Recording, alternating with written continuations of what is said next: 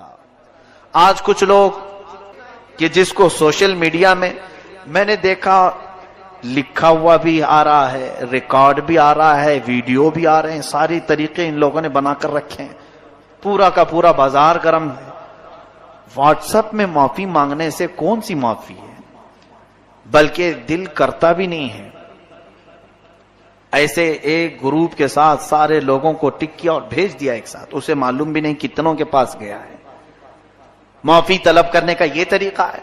معافی کیوں طلب کی جاتی ہے یہ آپ کو اچھی طرح سے معلوم ہے کس کا دل آپ نے دکھایا ہے. اگر ایسا ہی ہوتا تو بزرگان دین یہ فرماتے کہ جاؤ ایک چٹھی میں لکھ کر کے چوک پر لگا دو کہ جس کو بھی میرے سے تکلیف ہو مجھے معاف کرتا ہوا جائے. ایسا بھی تو ہو سکتا تھا. باہر سرکل پہ چوک پہ ایک چٹھی میں لکھ کر کے لگا دیتے, میں نے جس کا بھی دل دکھایا ہو مجھے معاف کر کے چلا جائے. یہ معافی طلب کرنے کا طریقہ نہیں ہے. بذات خود اس سے معافی طلب کریں جس کے ساتھ آپ کا معاملہ ہوا ہے, اس کے پاس جائیں. یہاں پر نفس جانے نہیں دے گا, یہی بات تو ہے.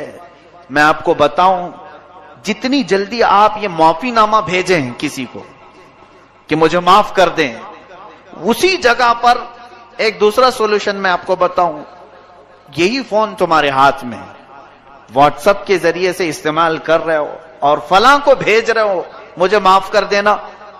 وہیں اگر تم اس کے نمبر پر کال کر کے بات کر لیتے اسے کہ آج شب برات آنے والی ہے مجھے تھوڑا معاف کر دو, پچھلے کئی باتیں تمہارے سے سخت ہو گئی ہیں, اس کے لیے دل نہیں مانے گا. بات چیت کر لیتے تمہارا دل نہیں مانے گا. چھوڑو بھیج دیتے ہیں, دیکھے تو ٹھیک ہے, نہیں تو کوئی بات نہیں. یہ جو ہے نفس نے تمہیں اس طرح سے کرنے کی عادت ڈالی. نفس امارہ یہ نہیں چاہتا ہے کہ کسی کے سامنے جھک جائیں ہم. معافی طلب کرنے میں نفس کی شرمندگی ہے, اور رب تبارک و تعالی یہی چاہتا ہے کہ تم اپنے نفس کو جھکاؤ. اپنے نفس کو جب تک تم نہیں جھکاؤ گے تو معافی کی کوئی امید ہی نہیں. یاد رکھنا قیامت کے دن یہی حقوق العباد تمہیں جہنم میں لے کے چلے جائیں گے. اس کا حق مارا, اس کو ستایا, اس کو پریشان کیا. اگر یہ قیامت کے دن سب کھڑے ہو گئے تو پھر ان سب کو تمہیں نیکیاں بانٹنی پڑیں گی جو جو نیکیاں کیے تھے, اور اگر نیکیاں کچھ ہے نہیں تو ان کے گناہ اٹھا کر تمہارے اوپر ڈالے جائیں گے. یہ حقوق العباد میں یہی ہوگا قیامت کے دن. اس لیے اگر معافی مانگنے کا شوق ہے, بلکہ مانگنا چاہیے بھی, اس طرح سے نہیں, جاؤ ملاقات کرو. اگر ملاقات کرنا پاسبل نہیں, ممکن نہیں, تو فون پہ بات کر سکتے ہیں آپ. ان سے فون پہ بات کریں اور معاملات طے کریں کہ آپ دل سے مجھے معاف کریں اور مجھ سے جو ہو سکا میں آپ کو معاف کرتا ہوں. یہ تمام چیزیں اچھی چیزوں میں سے ہیں, آپ اس کی عادت ڈالیں. یہ سب برے رواج ہیں واٹس ایپ میں, ابھی پتہ نہیں کیا کیا گھومے گا, بہت سارے. بلکہ اس زمانے کی سب سے بڑی بلا ہے یہ بلا ہے.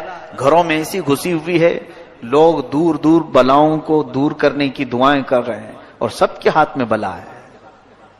اس کا استعمال بڑے غلط انداز میں, کیونکہ اللہ تعالیٰ قرآن میں فرماتا ان الذین یحبون ان تشیع الفاحشۃ فی الذین آمنوا لہم عذاب علیم فی الدنیا والآخرہ.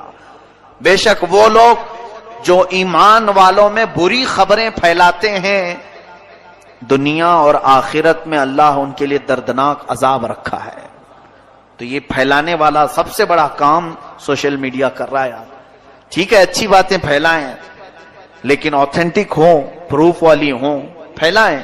نشر و اشاعت میں ثواب ہے, لیکن اس طرح کی بغیر پروف والی چیزیں, یا کہیں سے کسی کا آ گیا اور اس نے دھمکی دے کر کے آپ کو میسج کیا, اگر نہیں آگے بڑھاؤ گے تو 7 لوگ مر جائیں گے, 9 لوگ مر جائیں گے, آپ ڈر گئے. اور ایسے بلیک میل اتنے ہوتے ہیں. اگر سچی محبت ہو تو آگے بڑھاؤ. سچی محبت ہو, ساری محبت واٹس ایپ میں دکھانی ہے. سچی محبت ہو تو آگے بڑھاؤ. اللہ کو ایک مانتے ہو تو آگے بڑھاؤ. معاذ اللہ رب العالمین. تو کیا یہ واٹس ایپ میرے جنت میں جانے کا ٹھیکیدار ہے؟ اس کو میں کیوں بتاؤں کہ میں اللہ کو ایک مانتا ہوں یا نہیں مانتا ہوں؟ میرا مولا جانتا ہے. ہم جس کے لیے ایمان لائے ہیں وہ رب رب جلیل بہتر جانتا ہے. ہم نبی کونین صلی اللہ علیہ وسلم سے محبت کرتے ہیں، اس کے متعلق کوئی بھی اس طرح سے ٹارچر نہ کرے ایک دوسرے کو. ایسے جو بھی میسج آئیں اس کو آگے نہ بڑھاؤں، ورنہ گناہ میں برابر کے شریک آپ بھی ہوں گے. آپ نے میسج لکھا نہیں لیکن دوسرے کا آیا ہوا بڑھا دیا تو پکڑ تو آپ کی بھی ہوگی قیامت کے دن، کیونکہ برائی پھیلانے میں آپ نے جو تعاون کیا. اللہ تعالیٰ ان تمام بری بلاؤں سے ہماری حفاظت فرمائے.